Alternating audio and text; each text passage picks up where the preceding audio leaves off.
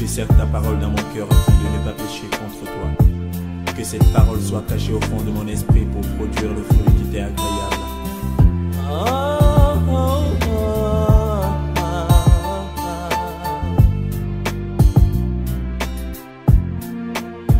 Plus que jamais j'aime ta parole.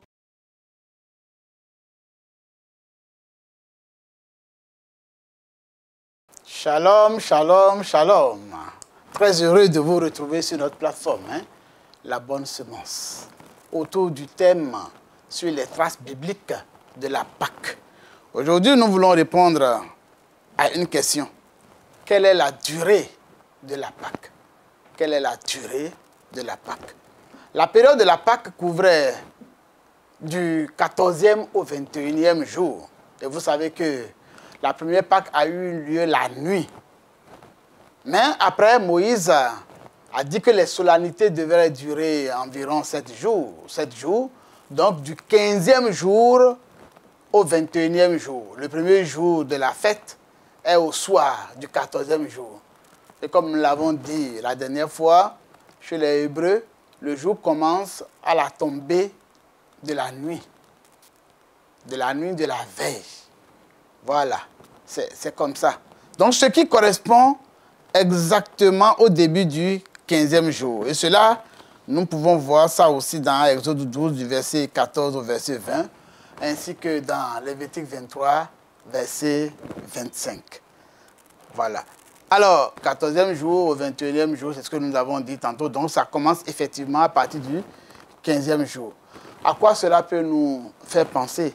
Cela peut nous faire penser exactement au fait des noces au niveau de l'enlèvement. Si Moïse dit que ça doit durer 7 jours, ça peut nous faire penser au fait des noces. Il est vrai que la durée exacte de la fête au ciel pendant l'enlèvement n'a pas été exactement précisée dans la Bible.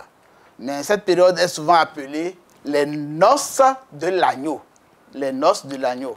Et cette période, comme je le disais tantôt, n'est pas spécifiquement mentionnée dans la Bible. Toutefois, quand on regarde les interprétations théologiques, on voit que cela tente d'apporter une réponse en se basant sur des indices scripturaires. Et nous pouvons en citer au moins deux. Il y a l'enlèvement et les noces de l'agneau. Quand on lit en effet Apocalypse 19, du verset 7 au verset 9, on voit ce qui est écrit là. C'est écrit, alors, réjouissons-nous et soyons dans l'allégresse et donnons-lui gloire, car les noces de l'agneau sont venues et son épouse s'est préparée. Le verset 8 dit ceci, et il lui a été donné de se revêtir d'un fin lin éclatant, pur, car le fin lin, ce sont les œuvres justes des saints. Verset 9, et l'ange me dit, écris, heureux ceux qui sont appelés au festin des noces de l'agneau. Et il me dit, ces paroles sont les véritables paroles de Dieu.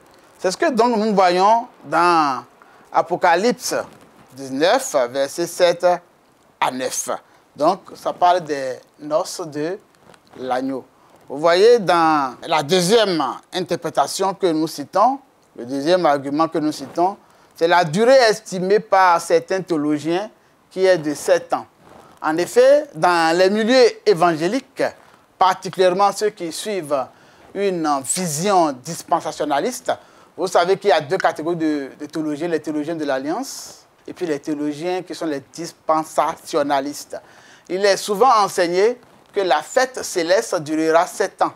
C'est-à-dire la même durée que celle de la tribulation sur la terre. Parce qu'après l'enlèvement, il y aura une période de tribulation sur la terre qui est prévue, à peu près 7 ans. D'accord? Il y en a qui séparent ça en 2 fois 3 ans et demi. Donc, ce qui fait 7 ans. D'accord? Cette période est basée sur Daniel 9, verset 27, et d'autres passages prophétiques interprétés comme décrivant une période de 7 ans de jugement pour les nations et d'épreuve pour Israël.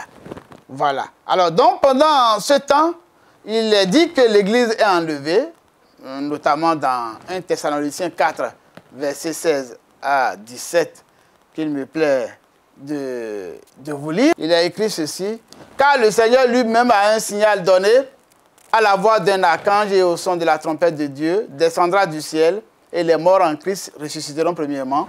Ensuite, nous les vivants qui serons restés, nous serons tous ensemble enlevés avec eux sur les nuées à la rencontre du Seigneur dans les airs, et ainsi, nous serons toujours avec le Seigneur. Alors, la période de la fête qui dure 7 jours sur la terre nous fait donc penser ainsi à la période des noces au ciel avec le Seigneur. Puisqu'on parle de la fête.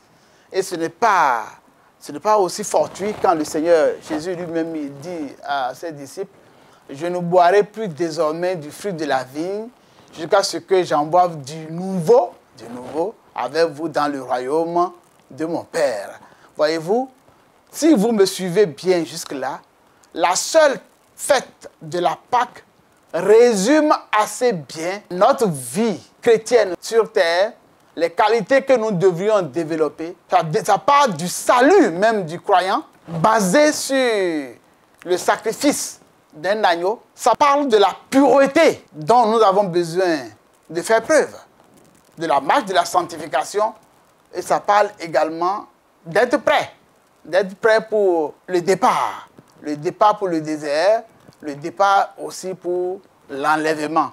Et ça nous parle là, par rapport à sa durée, de la fête qui pourrait durer 7 ans avec le Seigneur dans le ciel. Oui, à la question, quelle est la durée de la Pâque? Oui, c'est environ 7 jours au regard des passages que nous avons lus.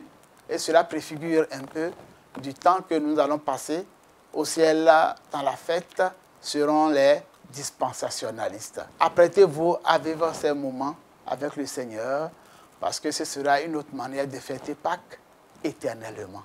Là-dessus, je voudrais vous dire Shalom. J'ai certes ta parole dans mon cœur afin de ne pas pécher contre toi. Que cette parole soit cachée au fond de mon esprit pour produire le fruit qui t'est agréable.